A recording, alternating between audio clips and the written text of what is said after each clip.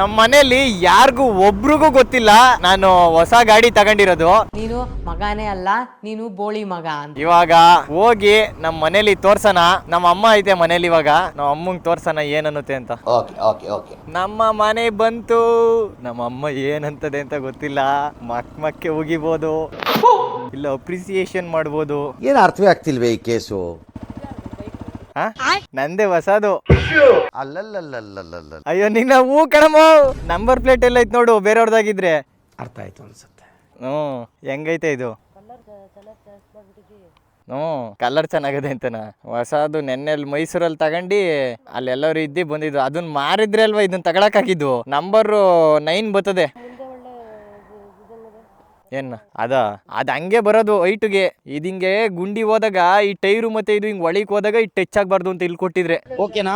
ಎಷ್ಟು ಹೇಳಿ ಇವಾಗ ಎಷ್ಟಿರ್ಬೋದು ಹೇಳಿದು? 2.5 ಲಕ್ಷ ಇದು. ಇದ್ರಲ್ಲೇ ಬಂದಿರೋದು ಕಂಬಿ ಅದೆಲ್ಲ. ಕುಂತ್ಕೊಳಕ್ಕೆ ಇದು ಹಿಡ್ಕೊಳಕ್ಕೆ ಹಿಂಗೆ ಕೂತ್ಕೊಂಡಾಗೆಲ್ಲ ಚೆನ್ನಾಗಿರ್ತದೆ ಕ್ಲೀನಾಗಿ. ಇವಾಗ ನೀರೇನಾರು ಒಂದಿಷ್ಟು ನಿಂತಿರ ಅದ್ರೊಳಗೆ ಹೋದ್ರು ಏನಾಗ್ಬಾರ್ದು, ಇದ್ರೊಳಗೆ ನೀರು ಹೋಗ್ಬಾರ್ದು ಅಂತ ಇಷ್ಟು ಹೈಟ್ ಕೊಟ್ಟಿರೋದು. ಈಗ ಗೊತ್ತಾಯ್ತು.